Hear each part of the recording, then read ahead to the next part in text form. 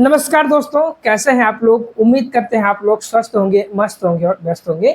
आपने हमें जो पिछले वीडियो में प्यार दिया, सम्मान दिया, उसके लिए मैं आपका कृतज्ञ हूं और आशा करता हूं कि आप ऐसे ही प्यार बनाए रखेंगे। दोस्तों, आज हम आपको बताने वाले हैं इलेक्शन कमीशन की एक बहुत बड़ी खबर आ रही है, जिसमें उनका कहना है कि मतदाता सूची दोबारा नए तरीके से तैयार होगी। यानी कि जो 18 साल के ऊपर के हैं, जो वोट देने के योग्य हैं, यह उनके लिए बहुत ही महत्वपूर्ण अपडेट होने वाली है। तो दोस्तों, इलेक्शन कमीशन ने बिहार में एक नई मतदाता सूची तैयार करेगी। बता दें कि बिहार में लगभग इस समय 7.9 करोड़ मतदाता हैं, जिनमें से 4.9 करोड़ मतदाता 2003 के पहले के हैं, जबकि 2003 के बाद जो शामिल 3 लाख मतदाता हुए हैं, उनको एक शामिल हुए मतदाताओं को उनको एक अतिरिक्त डॉक्यूमेंट देना होगा। उनको यह साबित करना होगा कि वो बिहार के नागरिक। शुरुआती दौर है, ऐसे ही पूरे भारत में मतदाता सूची तैयार होगी। आने वाले समय में आसपास के राज्यों में जो चुनाव होने वाले हैं, उनमें भी यह प्रक्रिया लागू की जाए। यह प्रक्रिया अंतिम बार 2004 में किया गया। चुनाव आयोग बिहार में नए सिरे से मतदाता सूची तैयार करेगा। 3 के बाद पंजीकृत लोगों को अपनी नागरिकता साबित करने के लिए एक अन्य दस्तावेज प्रस्तुत करने हों। मतदाता सूचियों का यह इंटेंसिव रिवीजन अंततः सभी केंद्र शासित प्रदेशों और भारत के अन्य राज्यों में भी धीरे धीरे होगा। आने वाले चुनाव में भी इसको लागू किया।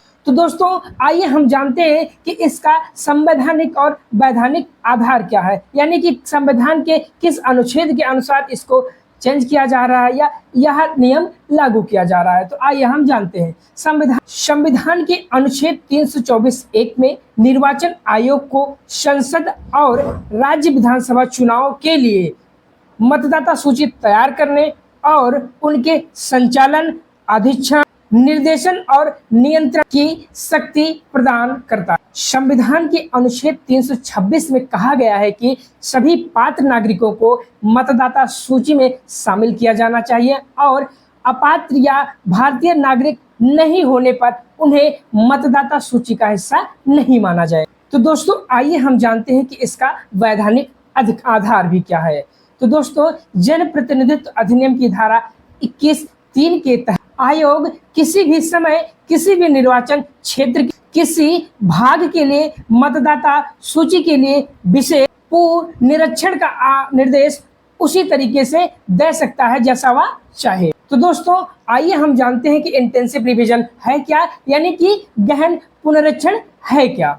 दोस्तों, हर इलेक्शन में वोट कटते हैं, जुड़ते हैं, ये प्रक्रियाएं चलती ही रहती है, लेकिन इंटेंसिव जो रिवीजन होता है वो कुछ अलग तरीके से होता है। आइए हम जानते हैं कि इंटेंसिव रिवीजन है क्या। दोस्तों, वोटर रजिस्ट्रेशन रूल 1960 के अनुसार जो रिवीजन होता है या गहन किया जा सकता है या संक्षेप में रिवीजन किया जा सकता है। चुनाव आयोग ने 1956 से 2004 तक अभी तक इस शक्ति का उपयोग 13 बार किया। दोस्तों, पूरे भारत में इंटेंसिव रिवीजन होगा। अभी तो यह बिहार में हम कह सकते हैं कि शुरुआती दौर है। आने वाले इलेक्शन में जिन भी राज्यों में इलेक्शन है, यहाँ रूल लागू किया जाएगा या वहां पर इंटेंसिव रिवीजन होगा। बिहार में ही क्यों आवश्यकता? दोस्तों, पिछले 20 वर्षों में बिहार में पलायन की जो स्थिति है वो बढ़ी है। लोग वहां से जाकर के शहरों में बस जाते हैं और वहां भी अपने वोटर लिस्ट में नाम डलवा लेते हैं और यहाँ पर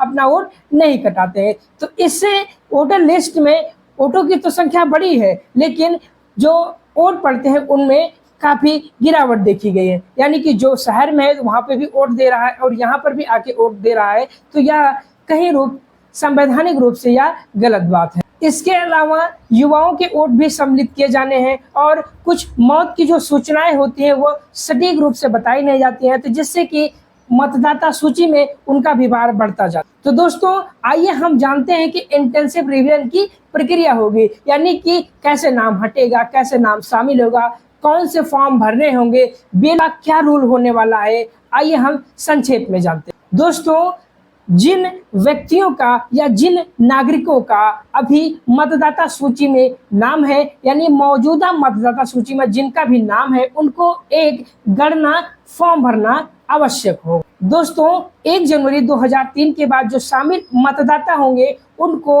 अपनी नागरिकता साबित करने के लिए एक प्रमाण पत्र देना होगा। बीएलओ घर घर जा करके इस प्रक्रिया को संपन्न कराएंगी।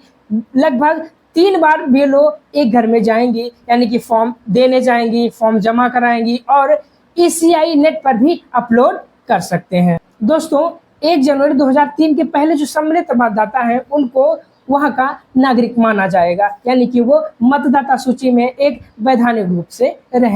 दोस्तों किसी भी व्यक्ति को यदि मतदाता सूची में शामिल होना होता है तो उसे फॉर्म 6 भरना होता है। उसे मूल रूप से या कहें कि सामान्य तरीके से उसे अपना एड्रेस प्रूफ देना होता है, एक अपना व्यक्तिगत पहचान का प्रूफ देना होता है और जन्म तिथि का प्रूफ देना होता है, जिससे कि उसे हम मतदाता सूची में शामिल कर लेते हैं। लेकिन कुछ इसमें भी रूल बदलने वाले हैं, क्योंकि 1 जनवरी 2003 के बाद जो सम्मिलित होंगे मतदाता या जो सम्मिलित हुए हैं उनको इंटेंसिव रिवीजन के जरिए एक नागरिक होने का प्रमाण पत्र भी देना होगा।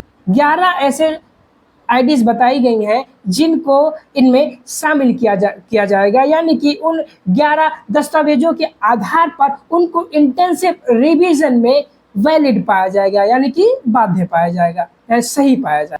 पहले मतदाता सूची में शामिल होने के लिए फॉर्म 16 आसानी से भर लेते थे, लेकिन अब आपको एक घोषणा पत्र भी साथ में आपको अटैच करना होगा, यानी कि फॉर्म 16 की जमा करते हुए आपको एक घोषणा पत्र भी अटैच करना होगा। आयोग ने बिहार में इस प्रक्रिया में एक नागरिकता प्रमाण पत्र साबित करने के लिए एक घोषणा पत्र भी सम्मिलित करने का निर्देश किया। पासपोर्ट, जन्म प्रमाण पत्र, SC/ST प्रमाण पत्र के अलावा 1 जनवरी 2003 तक बिहार की मतदाता सूची में माता पिता का नाम शामिल होना वैधानिक पाया जाएगा।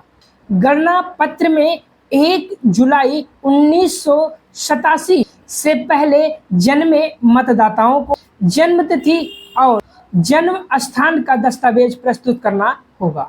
1 जुलाई 1987 और 2 दिसंबर 2004 के बीच में 1 जुलाई 1987 और 2 दिसंबर 2004 के बीच जन्म लेने वालों के लिए माता या पिता की जन्म तिथि या स्थान प्रमाण पत्र आवश्यक होगा।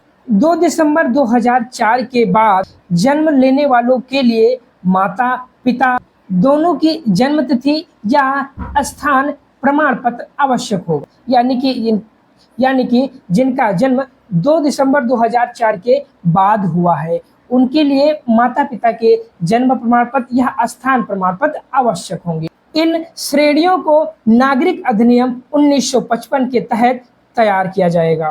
26 जुलाई तक बीएलओ को मौजूदा मतदाताओं 26 जुलाई तक बीएलओ को घर घर जाकर के पहले से भरे हुए फॉर्म पर हस्ताक्षर करवाना होगा। सभी मतदाताओं को आवश्यक दस्तावेजों के साथ पहले से भरा हुआ गणना फॉर्म अपने संबंधित बूथ स्तर के अधिकारियों के पास जमा कराना होगा या उसे चुनाव आयोग की वेबसाइट ECI नेट पर अपलोड करना होगा। तो दोस्तों इंटेंसिव रिवीजन का उद्देश्य क्या है, आइए हम जानते हैं। सभी पात्र नागरिकों का नाम मतदाता सूची में शामिल हो, जिससे कि उनको कोई दिक्कत ना हो, वोटिंग करने में कोई उनको दिक्कत ना हो, और अपात्र मतदाता है या अपात्र रूप से मतदाता सूची में शामिल है उनको बाहर किया जाना है, यानी कि एक स्पष्ट और साफ सुथरी मतदाता सूची तैयार करने के लिए इसका उद्देश्य यही है, जिससे कि मतदाता सूची को लेकर के लोगों के बीच एक पारदर्शिता भी रहे और एक विश्वसनीयता रहे। तो आइए दोस्तों हम जानेंगे कि इसमें पारदर्शिता तय कैसे होगी, यानी कि हम ये कैसे मानेंगे कि ये एक पारदर्शी प्रक्रिया है। तो आइए हम जानते हैं। जिन दस्तावेजों के आधार पर इलेक्शन रजिस्ट्रेशन ऑफिसर को संतुष्टि दी जाती है उन्हें ECI नेट पर भी अपलोड किया जाएगा और आपकी प्राइवेसी को ध्यान में देते हुए उसे गोपनीय रखा जाए। यदि आपको कोई आपत्ति है तो उससे आप जिला मजिस्ट्रेट में आप उसके खिलाफ कंप्लेंट भी कर सकते हैं, चुनाव अधिकारी के पास भी आप इसका कंप्लेंट कर सकते हैं। और दोस्तों एक महत्वपूर्ण बात यह भी है कि 25 जुलाई तक जिन भी मतदाताओं स्वघोषणा प्रमाण पत्र उनको प्राप्त हो जाता है, यानी कि इंटेंसिव रिवीजन के अंतर्गत उनका यह प्रमाण पत्र अपलोड हो जाता है, ये जमा हो जाता है, उनको मतदाता सूची में शामिल किया जाएगा। यदि उसके बाद वो देते हैं तो उसे निरस्त किया दिया जाएगा, यानी कि उन्हें मतदाता सूची से बाहर कर दिया जाएगा। यदि उनको बाहर किया जाता है तो 1 अगस्त से 1 सितंबर तक चुनौती दी जा सकती है, यानी कि क्यों उनको बाहर किया गया है, 1 अगस्त से 1 सितंबर के बीच वो चुनौती दे सकते हैं। और अंतिम जो मतदाता सूची होगी वो 30 दिसंबर को प्रकाशित की जाएगी।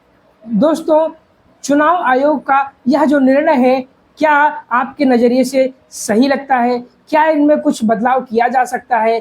क्या यह मतदाता सूची जो तैयार होने वाली है या जो भी प्रमाण पत्र मांगे जा रहे हैं, यह आपके अनुसार सही है या गलत है? बिल्कुल आप हमारे साथ ज़रूर शेयर करिएगा, हमारे कमेंट में आप करिएगा। बिल्कुल हम उस कमेंट को पढ़ेंगे तो आपको हम रिप्लाई भी कर पाएंगे। तो दोस्तों हमारी वीडियो को लाइक करिएगा, चैनल को सब्सक्राइब करिएगा और ऐसे ही महत्वपूर्ण जानकारी आप तक पहुंचती रहे, इसके लिए आप बेल आइकन की बटन दबा दीजिएगा, तो आपको जानकारी आपके पास सबसे पहले पहुंचते हैं। मिलते हैं किसी अन्य वीडियो